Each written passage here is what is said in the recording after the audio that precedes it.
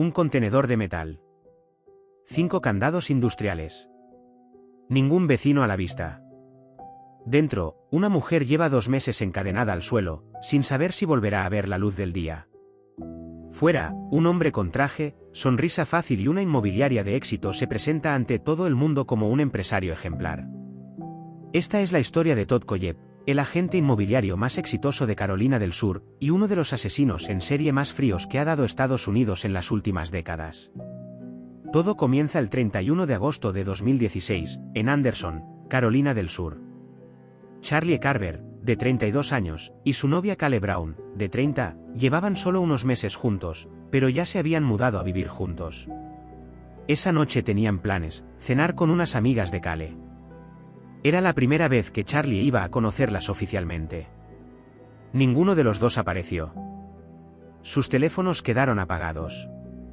Nadie volvió a saber de ellos. La madre de Charlie hablaba con su hijo todos los días, así que en cuanto perdió el contacto, se puso en alerta. El 3 de septiembre pidió al encargado del edificio que entrara al apartamento para comprobar que todo estaba bien. Lo que encontró resultó perturbador precisamente por lo normal que parecía: la ropa de la pareja seguía en los armarios, la medicación de Charlie sobre la mesa, las gafas de Kale junto a la cama. En medio de todo, solo, sin comida ni agua desde hacía días, estaba Romeo, el Pomerania de Kale, algo que quienes conocían a Kale consideraron impensable en ella.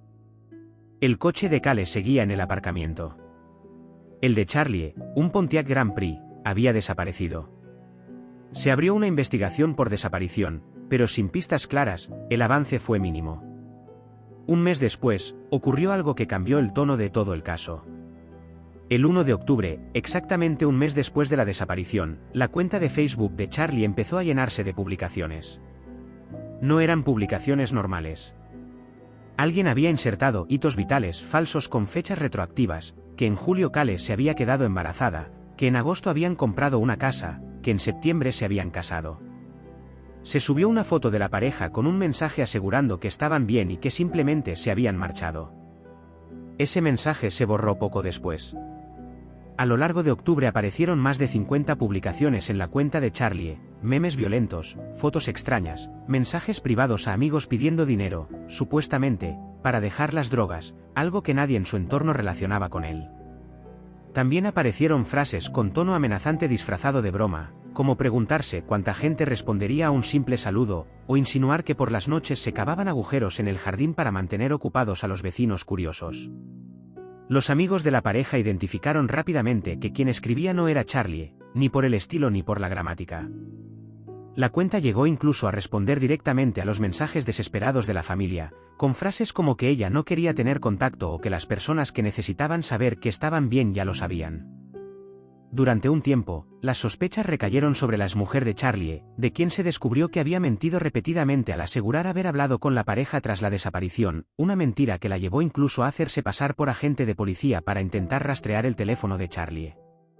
Fue detenida, pero al revisar sus registros telefónicos y de Facebook quedó claro que no tenía relación con el caso. Solo había añadido confusión a una investigación que ya buscaba desesperadamente una pista real. La pista real llegó por un camino distinto. Al revisar los datos de geolocalización de los móviles de Charlie y Kale, los investigadores establecieron un dato clave: la última vez que ambos teléfonos dieron señal fue cerca de Woodruff, en el condado de Spartanburg, a unos 80 kilómetros de donde vivían. Las antenas los situaban activos entre el 31 de agosto y el 2 de septiembre. Después, silencio total. Casi al mismo tiempo, un detective recibió un aviso anónimo que apuntaba a que el cuerpo de Kale estaba enterrado en una finca rural de esa misma zona. Al revisar las conversaciones de Facebook de la pareja, apareció un nombre: Todd, un hombre que le había ofrecido a Kale un trabajo limpiando terrenos, y que planeaba llevarlos a una propiedad para realizar trabajo al aire libre. La identificación de ese hombre confirmó la conexión: era el propietario de una finca de casi 40 hectáreas en Woodruff, justo donde las antenas habían perdido el rastro de los teléfonos. Un sobrevuelo en helicóptero mostró un terreno tan boscoso que apenas se distinguía nada desde el aire, un par de construcciones, ausencia total de cableado eléctrico convencional, solo paneles solares, una verja electrónica y una valla perimetral rodeando toda la propiedad, cubierta de carteles de propiedad privada y prohibición de paso. El 3 de noviembre de 2016 se obtuvo una orden de registro. Dos equipos se dividieron, uno acudió a la vivienda donde residía el propietario, otro entró en la finca. Al fondo de un camino de gravilla apareció un garaje de 2 plantas convertido en una especie de salón improvisado, con grilletes, cadenas pesadas y candados atornillados a las paredes. En un baño cercano se hallaron restos de cabello de color castaño rojizo, del mismo tono que el de Cale. Fuera, camuflado con pintura marrón y hojarasca, apareció el coche de Charlie. La presencia de la pareja en la propiedad quedó confirmada. Al continuar el registro del terreno, los agentes localizaron un contenedor de transporte marítimo, sellado con 5 candados industriales. Al empezar a forzarlos con una maza, se escucharon golpes y gritos desde el interior. La búsqueda se detuvo por un momento. Una voz respondió desde dentro, era Cale. Estaba viva. Abrir los candados con una sierra eléctrica llevó entre 10 y 20 minutos, dado el nivel de refuerzo, y después fue necesario forzar las puertas con una palanca. En el interior, oscuridad total. Con linternas, los agentes avanzaron entre cajas de almacenaje y una jaula, hasta llegar al fondo, donde Cale estaba sobre una cama para perros, con el cuello encadenado a la pared, los tobillos atados entre sí y las muñecas también encadenadas. Llevaba allí dentro, prácticamente sin salir, más de 2 meses. A pesar de lo vivido, al ser rescatada se mostró lúcida y tranquila, y fue capaz de relatar a la policía, con notable claridad, lo ocurrido.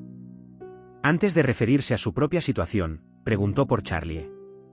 Al no obtener respuesta, ella misma indicó que le habían disparado 3 veces en el pecho, y señaló el nombre del responsable. Durante el traslado al hospital y en los días posteriores, Cale fue relatando el cautiverio. Las primeras 2 semanas permaneció con tobillos y muñecas atadas y una cadena al cuello, con movilidad prácticamente nula.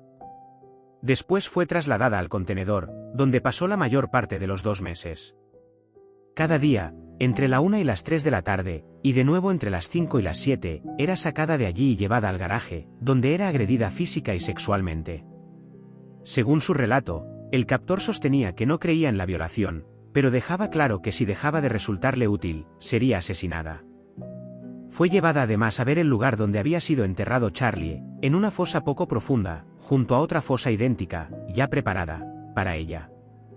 El caso adquiere otra capa de gravedad con lo que el captor le contó durante el cautiverio, que aspiraba a alcanzar un número de víctimas de 3 cifras, que por el momento se quedaba en las 2 cifras altas, que en la misma propiedad había otros 4 cuerpos enterrados, y que ya tenía elegida a su siguiente víctima. Una mujer con la que mantenía una relación intermitente desde hacía 10 años y que, sin saberlo, había comprado el propio contenedor donde Cale permanecía encerrada, pensando que se destinaría a almacenaje.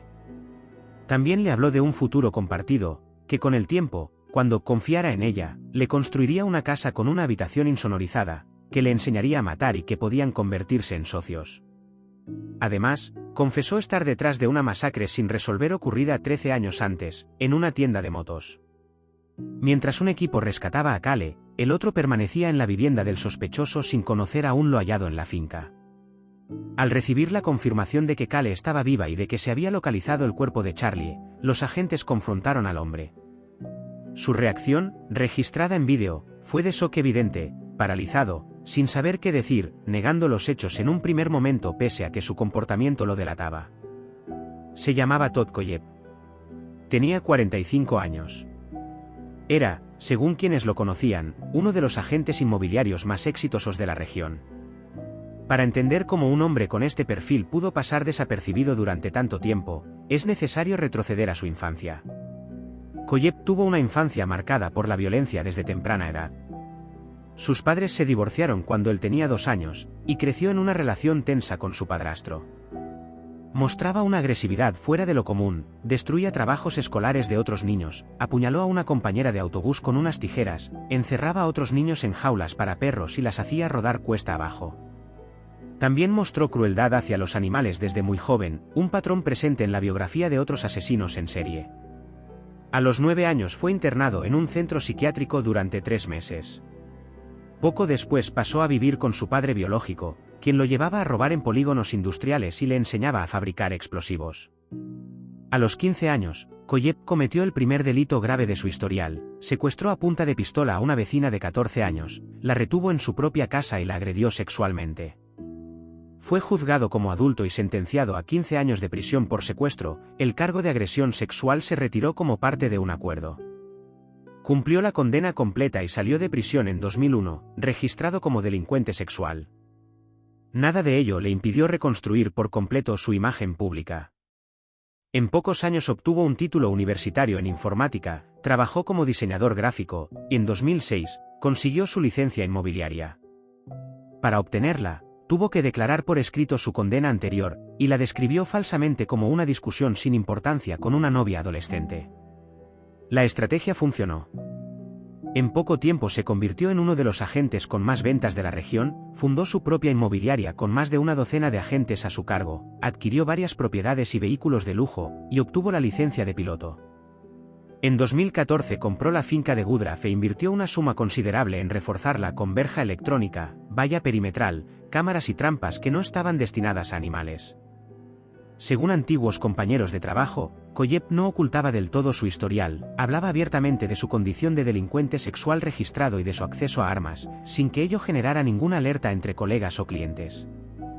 Durante el interrogatorio, tras confesar el asesinato de Charlie, Koyev reveló también su implicación en una masacre sin resolver desde 2003, en una tienda de motos llamada Superbike Motorsports. 4 personas fueron asesinadas ese día: el dueño del negocio, su mejor amigo y empleado, la madre del dueño, que había pasado solo a hacer un recado, y un mecánico de 26 años. Todos recibieron disparos en el pecho y en la frente. El caso llevaba años sin resolverse, en parte porque un error en el análisis de ADN señaló erróneamente a la viuda embarazada del dueño como sospechosa de infidelidad y posible implicación en el crimen, dañando su reputación durante año y medio, hasta que se determinó que las muestras de ADN de las 2 víctimas masculinas habían sido intercambiadas por error. Koyev había comprado una moto en esa tienda poco después de salir de prisión. Tras el robo de la moto en su apartamento, y una percepción de burla por parte del personal del establecimiento, la tensión se fue acumulando durante meses hasta que regresó armado, esperó a que se marcharan los demás clientes y disparó a las 4 personas presentes, recargando el arma a mitad del ataque. En su momento, la policía había enviado cartas a los clientes registrados de la tienda solicitando información. Koyev recibió esa carta y nunca respondió. No fue visitado. Su antecedente por secuestro tampoco generó ninguna alerta adicional. Como parte de su confesión, Koyev condujo a los investigadores a otro punto de la finca, donde había enterrado a otras 2 personas, un matrimonio joven, desaparecido desde diciembre de 2015, con un hijo pequeño en común. A esta pareja también le había ofrecido un trabajo de limpieza en su propiedad. Al llegar, disparó al marido de inmediato.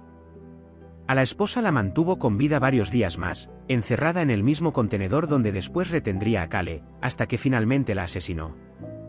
El nivel de frialdad con el que describió estos hechos, así como la masacre de la tienda de motos, resultó especialmente perturbador para los propios investigadores. El 26 de mayo de 2017, Todd Koyev se declaró culpable de 7 cargos de asesinato, 2 de secuestro y 1 de agresión sexual. Fue condenado a 7 cadenas perpetuas consecutivas, sin posibilidad de libertad condicional. Kale Brown no asistió al juicio debido al trastorno de estrés postraumático derivado del cautiverio. Los familiares de las demás víctimas sí llenaron la sala de audiencias. En 2018, Kale y varias familias de las víctimas presentaron demandas civiles por muerte injusta. A Kale se le concedieron más de $6 millones en compensación, y a la familia de otra de las víctimas, más de $2 millones. Las propiedades de Koyev, incluida la finca de Woodruff, fueron subastadas para cubrir parte de estas indemnizaciones.